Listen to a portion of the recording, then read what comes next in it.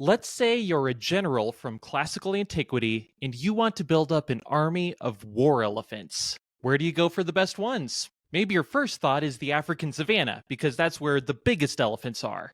Or maybe it's India, because that's the place where they have the largest armies of war elephants. But according to the Roman writer Pliny the Elder, neither of those places are correct. He seemed to think that the best war elephants came from one pretty small island. On the last episode, I gave a pretty general overview of elephants in warfare through the centuries. In this episode, I want to go on a war elephant world tour. What areas used war elephants, and what was distinctive about their usage in each place? Alright, here we go.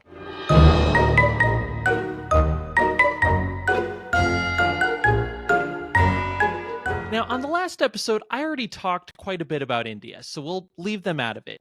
If you want to hear what I had to say about Indian war elephants, click on the link above for the first episode in this series. Instead, let's start with that pretty small island that Pliny the Elder was talking about. That island is Sri Lanka. Throughout much of antiquity, Sri Lanka was a major exporter of war elephants.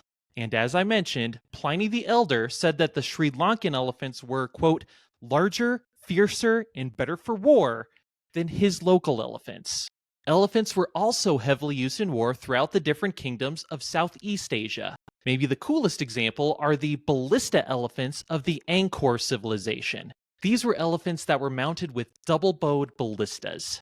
Think of these ballistas as sort of a cross between a giant crossbow and a miniature catapult. From Southeast Asia, you may think it's only natural for war elephants to make their way up to China. I mean, it's just right up there, north of all these elephant regions. Also, the different kingdoms of ancient China were at war all the time, so you'd think something like a war elephant would come in handy. However, ancient China largely rejected the use of war elephants. The only Chinese kingdom to have a permanent elephant corps was the Southern Han dynasty of the 10th century AD. Most of the other ancient Chinese accounts of elephants used in warfare suggest that the usage was sporadic and not particularly effective. For instance, in 506 BC, the Chu army tried using elephants in a battle against the rival Wu army. They did this by tying torches to the tails of the elephants and pointing them in the direction of the Wu.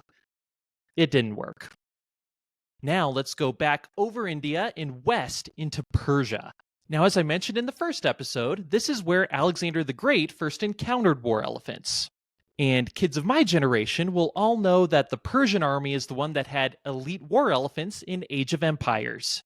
On the whole, however, the Persians' use of war elephants seems less extensive and less sophisticated than the Indians' use. For one thing, Persians relied heavily on India for their elephant supply. In fact, the head of the Persians' elephant corps was known as the Commander of the Indians. Also, Persians used war elephants differently than most other cultures did. Rather than ramming their elephants directly through the enemy lines, the Persians kept their elephants toward the back, essentially using them as mobile shooting platforms for their archers. Now down to Africa, specifically the African Kingdom of Axum. This was a fascinating and, for most of us Westerners at least, underappreciated culture found in modern-day Ethiopia. Axum's greatest distinction for elephant usage is that they used African rather than Indian elephants.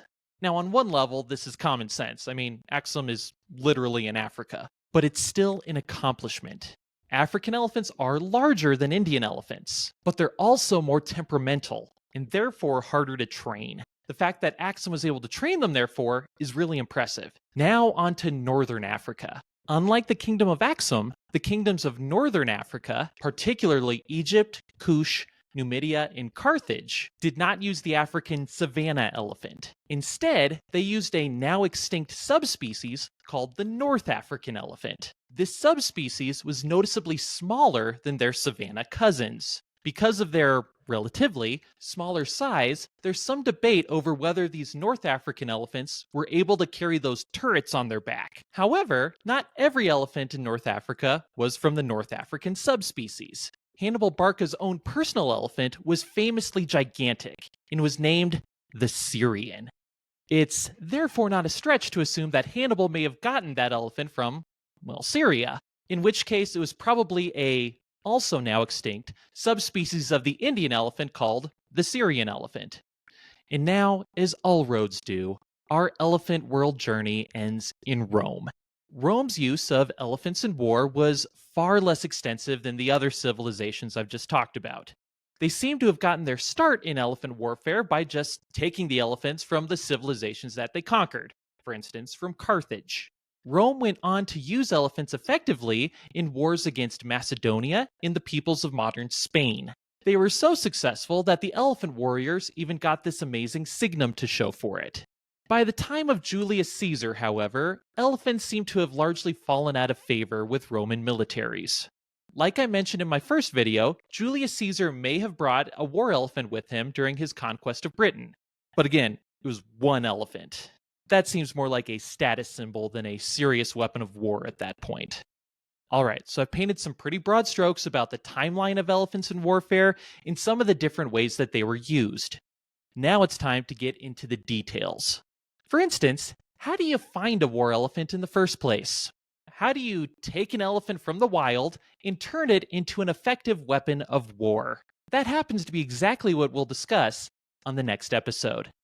Thank you very much for watching. If you want to watch the first episode in this series, please click on this video over there. And if you want to make sure you don't miss any of my other content about cryptids, dinosaurs, ancient cultures, go ahead and subscribe right over there. Thank you.